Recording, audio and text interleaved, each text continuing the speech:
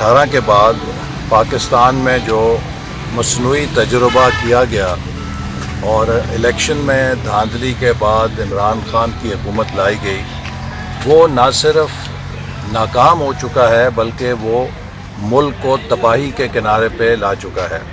ملک میں معیشت تباہ ہو چکی ہے، عام آدمی پہ مہنگائی کا ناقابل برداشت بوجھ پڑ چکا ہے۔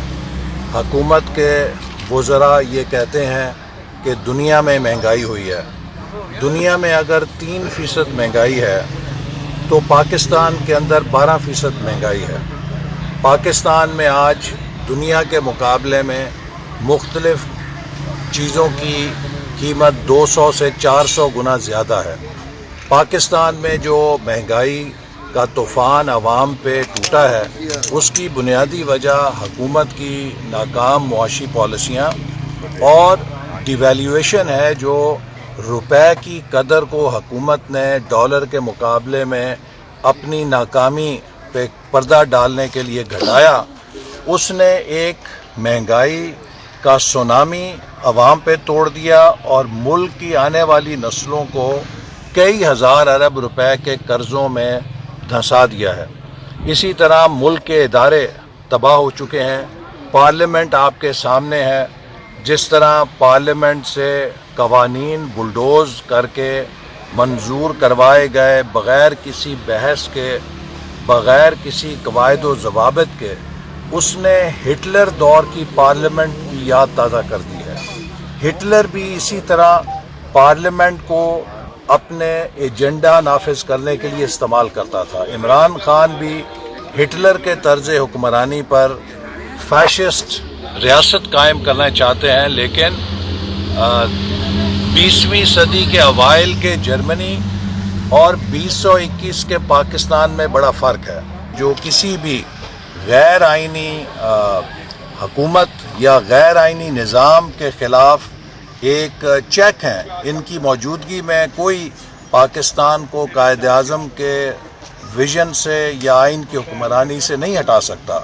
آج عمران خان مسلم لیگ نون کو اگلے انتخابات میں مقابلہ کرنے کے لیے TLP کے ساتھ اتحاد کر رہا ہے۔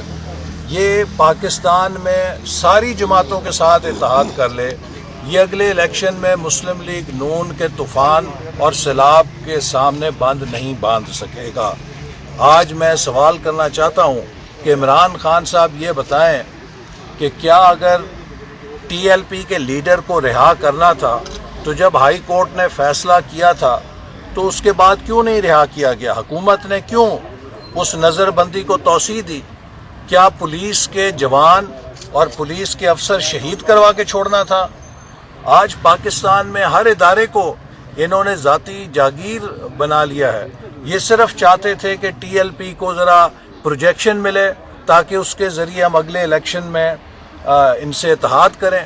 اور میں TLP کی لیڈرشپ سے بھی پوچھنا چاہتا ہوں کہ وہ جو فرانس کے سفیر کو نکلوانے نکلے تھے، اب اپنے لیڈر کو جیل سے نکلوا کے اپنے لوگوں کے شیڈیول 4 ختم کرا کے گھر بیٹھ گئے ہیں۔ تو اس کا مطلب ہے کہ آپ نبی پاک صلی اللہ علیہ وسلم کی ذات کو اپنی سیاست کے لیے استعمال کر رہے ہیں۔ میرا خیال ہے کہ یہ ایک بڑا پاکستان میں خطرناک رجحان ہے کہ مسلمانوں کے جو اللہ اور اللہ کے رسول صلی اللہ علیہ وسلم سے محبت ہے، اس کو استعمال کیا جائے، اس کو بھڑکایا جائے اپنے سیاسی ایجنڈاز کے لیے۔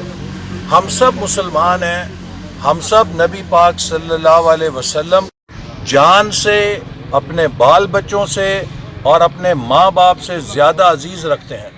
اس پر کوئی ایک جماعت ہمیں نہیں بتا سکتی کہ ہمارا نبی پاک صلی اللہ علیہ وسلم سے ایمان جو ہے وہ کس نسبت کا ہوگا اور کیسے ہوگا۔ یہ ہر مسلمان کی دولت ہے جس پہ اس کو بڑا فخر ہے۔ تو یہ آج ملک کے اندر ایک انتشار پیدا کر رہے ہیں، یہ ملک کے اندر مذہب کارڈ استعمال کر رہے ہیں۔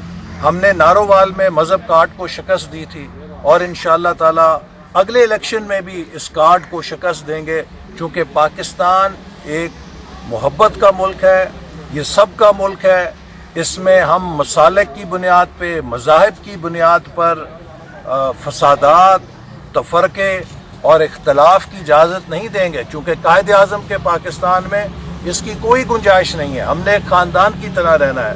تو جیسے میں عرض کر رہا تھا کہ انہوں نے اداروں کو تباہ کیا ہے، انہوں نے معیشت کو تباہ کیا ہے، انہوں نے کشمیر کا سرنڈر کیا ہے، اور اب وقت آ گیا ہے کہ ہر محب وطن پاکستانی کو یہ سوچنا ہوگا کہ کیا اس پاکستان کی تباہی میں وہ کندھا دے گا یا اس پاکستان کو بچانے کے لیے وہ اپنا کردار ادا کرے گا۔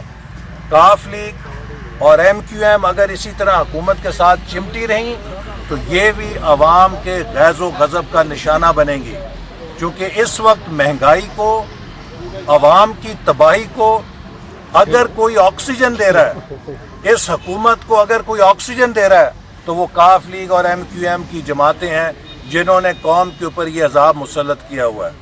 میں ان کی قیادت سے کہوں گا کہ وہ اپنے رویوں پر اور اپنے سیاست پہ نظر ثانی کریں، کیونکہ اگر وہ اسی طرح پی ٹی آئی کے ساتھ چمٹے رہے تو جیسی سیاسی قبر پی ٹی آئی کی قوم کھودے گی، ان جماعتوں کی بھی سیاسی قبر اس کے ساتھ ہی پھر بنے گی انشاءاللہ تعالی۔ کہ ہم اوورسیز پاکستانیز کی قدر کرتے ہیں، وہ پاکستان کا قیمتی اثاثہ ہیں، اور کوئی بھی جماعت پاکستان میں اوورسیز پاکستانیز کے کردار کی نفی نہیں کرتی۔